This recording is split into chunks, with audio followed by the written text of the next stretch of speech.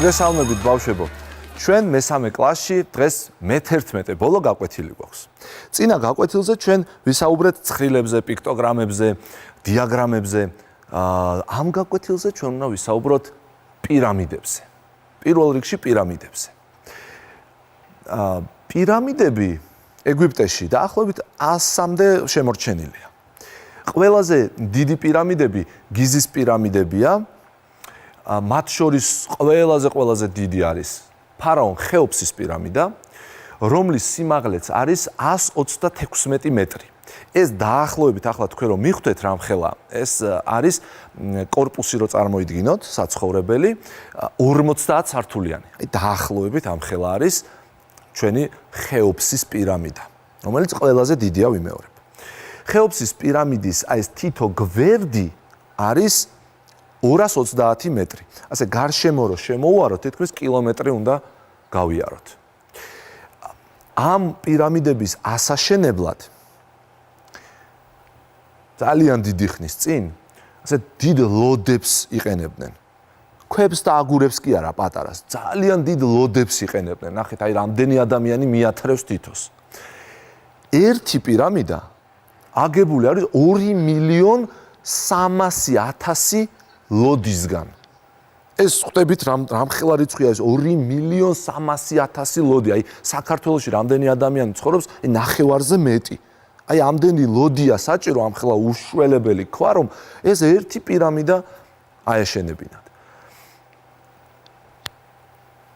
ზემოდან მინდა დავხედოთ ახლა პირამიდას და შეხედეთ ჩვენ პირამიდას აქვს 4 გვერდი, რომელსაც მათემატიკაში ვეძახით წახნაგებს და თითოეული გვერდი არის სამკუთხედის ფორმის. მაგრამ რაზეც დგას ეს პირამიდა? ქვემოთ. ის არის 4-კუთხედი ფორმის. ხედავთ? აი, ქვემოთ 4-კუთხედია, მაგრამ გვერდები, კიდევ ვიმეორებ, წახნაგებს ვეძახით მათემატიკაში, ესენი სამკუთხედებია. აი ამ პირამიდას აქვს, მოდი წვეროები დაუთვალოთ, 5 წვერო, ნახეთ, 1 წვერო, 2, 3, 4, ეს რაც ქვემოთ არის და 1 ზემოთ. 5 წვერო აქვს. ახლა წიბოები დავთვალოთ. წიბოები არის აი ამ სამკუთხედების გვერდები. ნახეთ, წიბოები 1 წიბო, 2 წიბო, 3 წიბო, 4, 5, 6, 7 და 8. 8 წიბო აქვს. ანუ აი ეს გვერდი, სამკუთხედის გვერდი და წახნაგი. წახნაგი, როგორც გითხარით, არის გვერდები, ხომ?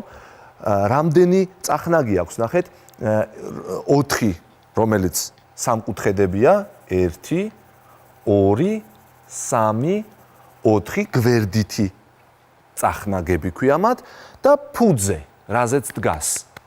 ფუძე, რომელიც 4-კუთხედი ფორმის არის.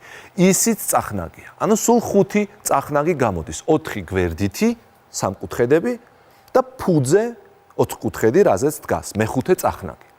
სახელწოდება პირამიდას იმის მიხედვით ერქმევა, როგორი ფუძეც აქვს. თუ 4-კუთხედი აქვს, 4-კუთხა პირამიდა ჰქვია.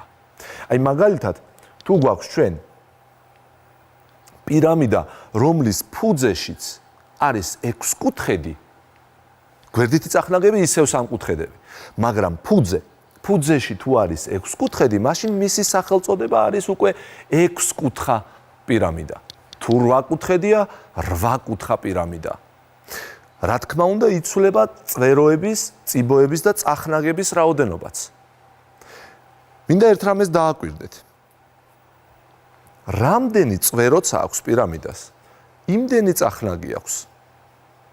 ასე იყო 4-კუთხა პირამიდაშიც. 5 წვერო, 5 წახნაგი.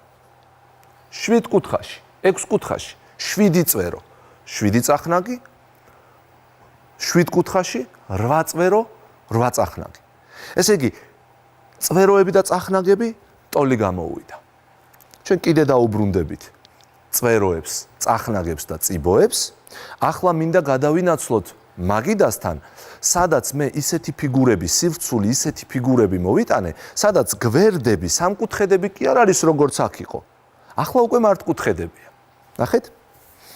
ავიღოთ მაგალითად აი ეს ფიგურა, სივრცული ფიგურა. სახლში მე ავდექი საწრუპები ავიღე, ჩვეულებრივი და ცხელი წებოთი მივაწებე ერთმანეთს და აი ასეთი ფიგურა გამოვიდა. სივრცული ფიგურა, რომელსაც პრიზმა ჰქვია. როგორც გითხარით, მისი თითოეული აი ეს გვერდი, ანუ წახნაგი, რომელსაც ჩვენ წახნაგებს ვეძახით, არის მართკუთხედი. ფუძე, აქ უკვე ორი ფუძე მაქვს. ერთი რომელზეც დგას, ერთი ზემოდან რო ახურავს. ფუძე სამკუთხედებია. აი ასე შევხედოთ. ამიტომ სახელწოდებას მე მგონი მიხვდებით. სამკუთხა პრიზმა. რა ერქმევა ამ ფიგურას? ოთხკუთხა პრიზმა. დიახ, იმიტომ რომ ფუძეები, ორივეს ფუძე ქვია, ფუძეები ამ შემთხვევაში არის ოთხკუთხედები. გვერდითი წახნაგები, გვერდები, ისევ როგორც თქვი, მართკუთხედებია. ოთხკუთხა პრიზმა. ხუთკუთხა პრიზმა. ახლა სანამ ამ თითოეული ფიგურის წვეროებს, წახნაგებს და წიბოებს ჩამოვწერდეთ დაფაზე, ბარემ მე მინდა გითხრათ აი ამ ფიგურის შესახებ, რომელიც გავს სათამაშო რომ არის რუბიკის კუბი, ხომ? იმას გავს, ყველა გვერდი, ყველა წახნაგი აქვს კვადრატი, ყველა წიბო აქვს ტოლი და მას კუბს ეძახიან. იმიტომაც ქვია იმ სათამაშოს რუბიკის კუბი. მოდი ახლა გადავინაცვლოთ, მე ამებს წამოვიღებ და გადავინაცვლოთ ჩვენს დაფასთან. სამკუთხა პრიზმა, წვეროების რაოდენობა. დავთვალოთ, ზემოთ მაქვს 3 წვერო, ქვემოთაც 3 წვერო. ანუ წვერო გამოგდის 6. წიბო. აი ეს საწრუპები.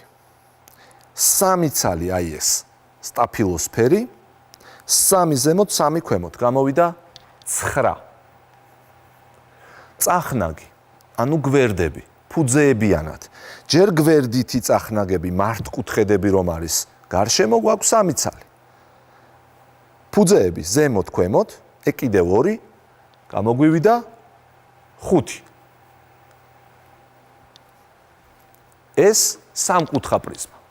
გადავინაცვლოთ 4 კუთხაზე. წვეროები. 4 წვერო ზემოთ. აი აქაც მონიშნულია. 4 წვერო ქვემოთ. 8. წიბოები. აი ეს მწვანე საწრუპები. 4 ცალი. ზემოთ 4, ქვემოთაც 4. გამოვიდა 12. წახნაგები. გვერდები 4 ცალი. სახურავი და ძირი, ანუ ფუძეები, კიდევ 2, ანუ ჯამში სულ 6 წახნაგი. ესეც მართკუთხა პრიზმა. ახლა 5 კუთხაზე ვისაუბროთ. წვეროებით დავიწყოთ. ესე იგი, 5 წვერო ზემოთ, 5 ქვემოთ, სულ გამოვიდა 10. წიბო, ლურჯებს ხედავთ, ხომ? 5 ცალი, 5 ასეთი საწრუპი. ზემოდან კიდევ 5, ქვემოთ კიდევ 5, გამოვიდა 15. და ბოლოს წახნაგი. გვერდები, მართკუთხედები, 5 ცალი, ფუძეები 2, გამოვიდა 7. როგორც პირამიდებში იყო, აქ ისე არ გამოვიდა, ხომ? ტოლი არ გამოვიდა, წვეროები და წახნაგები. პირამიდებში ტოლი იყო. მაგრამ თქვენ თუ სახლში ასეთ ფიგურებს ან დახატავთ, ან დაამზადებთ, თლად უკეთესი იქნება. პირამიდებსაც შეგიძლიათ პლასტელინი გამოიყენოთ, შეგიძლიათ ცხელი წებო გამოიყენოთ, თუ გაქვთ შეიძლება ასანთის ღერები, საწრუპები, არ აქვს მნიშვნელობა, დაამზადოთ, ჩამოწერეთ.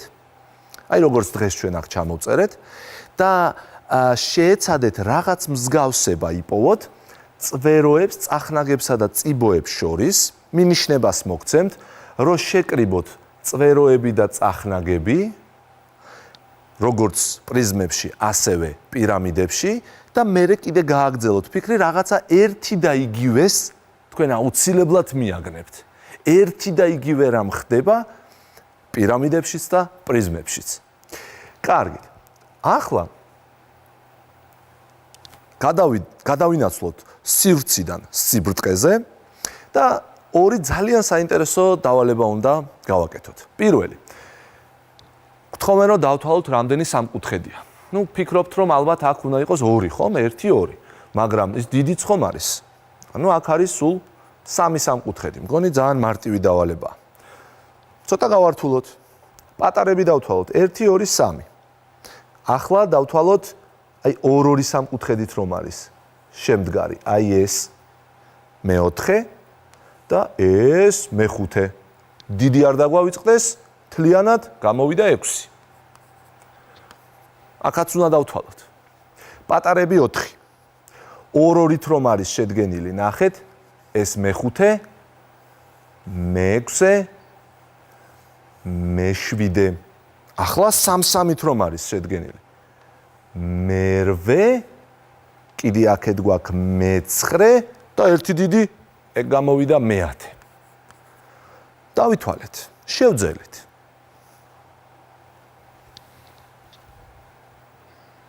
ასეთი სახე მიიღეთ მე მგონი, ხო? არა, ამის დათვლას ასე მე არ ვაპირებ. მათემატიკაში ხშირად ხდება, რომ ძალიან რთული დავალება გონია და უმარტივესი ამოხსნა აქვს. უკან უნდა დავბრუნდე. და ახლავე მიხვდებით რას გულისხმობ სიმარტივეში. დავაკვირდეთ პირველ ნახას. გადავნომრე სამკუთხედები. აქაც დავნომრავ. აქაც. შეამჩნიეთ. 1 დამატებული 2. 3. 1 დამატებული 2 დამატებული 3. 6. 1 დამატებული 2 დამატებული 3 დამატებული 4 10. ისევ ასეთი სახე გაქვთ ხო მე მგონი? ესე იგი, ნახეთ რას ვაკეთებ. გადავნომრავ, რამდენიც გინდა იყოს, არა აქვს მნიშვნელობა. და შევკრიბავ. შეკრება უფრო მარტივად აი ესე შეიძლება. 1 და 9 10, 2 და 8 კიდე 10 ეს 20, 3 და 7 30, 4 და 6 40, კიდევ 10 50, 55. 55 სამკუთხედი. თუ ვინმეს არ გჯერათ, შეგიძლიათ გადაამოწმოთ და დაითვალოთ. ნამდვილად 55-ია. ეს ერთი, მეორე ძალიან მაგარი დავალება. თავიდან შეიძლება ეს დავალება მოგვეჩვენოს მარტივი. მაგრამ მე ნელ-ნელა გავართულებ. პირველი დავალება, აი ეს სამკუთხედი ერთი სწორი ხაზით უნდა გავჭრა 4-კუთხედად და 3-კუთხედად. ძალიან მარტივია. მივიღე 4-კუთხედი და 3-კუთხედი. 4-კუთხედი უნდა გავჭრა 2-3-კუთხედად. 2-3-კუთხედად. ცოტა გართულდა, მაგრამ ესეც მარტივია. უბრალოდ წვეროებზე უნდა გავიარო. აი ასე. 2-3-კუთხედი. შემდეგი დავალება, 5-კუთხედი უნდა გავჭრა ერთი სწორი ხაზით 2-კუთხედად. აქ რამდენიმე ცდა შეიძლება, მაგრამ დრო რო არ დავკარგოთ, ამასაც გაჩვენებთ. ერთ წვეროზე გავივლით და უბრალოდ გვერდს გადავყვეთ და ესეც გამოვა. აი ასე. 4-კუთხედი, 4-კუთხედი. ახლა თქვენ მოიმარჯვეთ კალამი და დავალება იქნება ასეთი. 4-კუთხედი, ერთი სწორი ხაზით 4-კუთხედი. გაყავით 3-3-კუთხედად. არ მოგესმათ. 3-3-კუთხედად. შეგიძლიათ უფროსებიც დაიხმაროთ. ხო, ასეა ზოგჯერ დავალება ისეთი გვეჩვენება, რომ შეუძლებელია ამის გაკეთება. ეს როგორ უნდა გავაკეთო? 4-კუთხედი, ერთი სწორი ხაზით 3-3-კუთხედი. გამორიცხულია. არ გამოვა. ძალიან ხშირად ასეთ მდგომარეობაში ვარდებით ხოლმე და ვამბობთ, რომ ძნელია ეს მათემატიკა, კაცო, ამას როგორ ვისწავლე? ამას ვინ გააკეთებს? ვერავინ ვერ გააკეთებს. და ამ დროს პოულობთ რაღაცა უმარტივეს გამოსავალს, როგორც ძალიან ხშირად ხდება ხოლმე. ამისათვის მოდი აბა დავფიქრდეთ, რა არის 4-კუთხედი. შეკრული ფიგურა სწორი ხაზებისგან შედგება, ხო? მონაკვეთებისგან. წვეროები აქვს. 4 წვერო აქვს. 4 მონაკვეთი. ანუ შეიძლება იყოს აი ასეთი მაგალითად, ხო? აი ასეთი. აჰა. ოთხკუთხედი. ნუ სხვანაირად ხო შეიძლება. შეიძლება ტოლი კონდეს ეს გვერდები, მართკუთხედს რომ ეძახით. მაგრამ თავარი პირობა ოთხკუთხედის რა არის? უნდა კონდეს 4 გვერდი, 4 წვერო შეკრული უნდა იყოს. აი ასეთ ფიგურას რო ვხაზავთ, იმიტომაც მართლაც შეუძლებელი გამოდის ის დავალება, რომელიც მე თქვენ მოგეცით. მაგრამ 4 გვერდი, 4 წვერო, 4 კუთხედი. ესეც 4 კუთხედია. ამას ცოტა სხვა სახელს ეძახიან მერე. არა ამოზნექილს და ამას ისწავლით. მაგრამ რა მნიშვნელობა ხო 4 კუთხედია. ახლა უკვე დავალების შესრულება ძალიან მარტივი ხდება. მე უნდა გავავლო სწორი ხაზი ისე რომ აი აქ გავიარო. ზემოთ მოვაჭრა ეს ყურები 2 ცალი 3 კუთხედი. ნახეთ? ოპ, ვერ გავიარე. ბოდიშს ვიხდი თავიდან. აი ასე. ნახეთ რა გამოვიდა. 1 3 კუთხედი, 2 3 კუთხედი და 3 3 კუთხედი. ხედავთ? არ არის მათემატიკა რთული. მათემატიკა არის ძალიან მარტივი, თუ მას უბრალოდ დაუფიქრდებით, არ ვიჩქარებთ, დავწონით, სხვადასხვანაირად ვიფიქრებთ, სხვადასხვა გზებს მოვნახავთ. არასდროს არ შეშინდეთ, მაგრამ თქვენ ტელესკოლელები უკვე მე-11 გაკვეთილია, ჩვენ გვიყურებთ 2 თვე ნახევარია და ამისთვის ძალიან დიდი მადლობა. თქვენ აღარ შეგეშინდებათ მსგავსი დავალებების. მე დარწმუნებული ვარ. ჩვენი დრო ამოიწურა. უნდა დაგემშვიდობოთ. ძალიან დიდი იმედი მაქვს, რომ მოგეწონათ ჩვენთან ერთად ყოფნა. დიდი მადლობა კიდევ ერთხელ, რომ არ გეზარებოდათ. დილით ადრე იღვიძებდით, გველოდებოდით და გვიყურებდით. ძალიან გვიყვარხართ, გემშვიდობებით. იმედი მაქვს, რომ ჩვენ ერთმანეთს კიდევ შევხვდებით. ნახვამდის.